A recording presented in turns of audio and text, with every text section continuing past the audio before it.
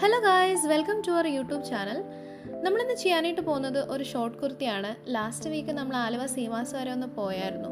Party wear ആയിട്ടുള്ള ഒരു salwar material നോക്കാൻ വേണ്ടിയിട്ടാണ് നമ്മൾ പോയത്. പക്ഷേ നമ്മൾ എവിടെ മെറ്റീരിയൽ എടുക്കാൻ പോയാലും നമ്മൾ ചീപ്പായിട്ട് കട്ട് പീസ് കിട്ടുമോ എന്ന് അന്വേഷിക്കാറുണ്ട്. കാരണം നമുക്ക് എങ്ങാനും അങ്ങനെ നല്ല മെറ്റീരിയൽ കിട്ടുവാണെങ്കിൽ നമുക്ക് ക്യാഷ്വലായിട്ട് ഇടാനായിട്ടുള്ള ഷോർട്ട് കുർത്തീസോ അങ്ങനെ എന്തെങ്കിലും ടോപ്പ് എന്തെങ്കിലും തയ്ക്കാമല്ലോ. അപ്പോൾ ഈ തവണ പക്ഷേ നമുക്ക് അങ്ങനെ മെറ്റീരിയലൊന്നും കിട്ടിയില്ല. പക്ഷേ അവിടെ എനിക്ക് 3 ഫാബ്രിക് ഭയങ്കരമായിട്ട് ഇഷ്ടപ്പെട്ടു.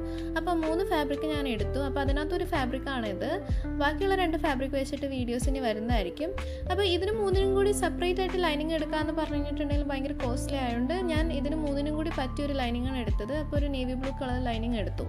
അപ്പോൾ ആദ്യം എനിക്ക് ഇച്ചിരി കൺഫ്യൂഷനും സംശയമൊക്കെ ഉണ്ടായിരുന്നു. എങ്ങാനും ഈ നേവി ബ്ലൂ ലൈനിങ് പുറത്തെങ്ങാൻ കാണുമോ മേളിലടിക്കുമോ എന്നുള്ളൊരു സംശയം ഉണ്ടായിരുന്നു. പക്ഷേ ഈ മെറ്റീരിയലിന് അത്യാവശ്യം നല്ല കട്ടിയുള്ളതുകൊണ്ട് നമ്മുടെ ലൈനിങ് തുണിയുടെ മെറ്റീരിയലൊന്നും നമുക്ക് പുറത്ത് കാണാനായിട്ട് പറ്റത്തില്ല. അപ്പോൾ നമ്മൾ ലാസ്റ്റ് തയ്ച്ച ഷോർട്ട് കുർത്തി സ്ലീവ്ലെസ് ആയിട്ടുള്ള ഫ്ലെയർഡ് ആയിട്ടുള്ള ഒരു ഷോർട്ട് കുർത്തി ആയിരുന്നു. അപ്പോൾ അതിൽ നിന്ന് ഡിഫറെൻ്റ് ആയിട്ട് എന്തെങ്കിലും ചെയ്യണമെന്ന് തോന്നി.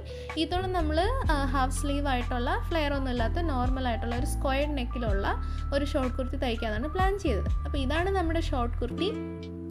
നിങ്ങൾക്ക് ഇഷ്ടപ്പെട്ടെങ്കിൽ നിങ്ങൾ ലൈക്ക് ചെയ്യുക, കമൻറ്റ് ചെയ്യുക, സബ്സ്ക്രൈബ് ചെയ്യുക. ബൈ.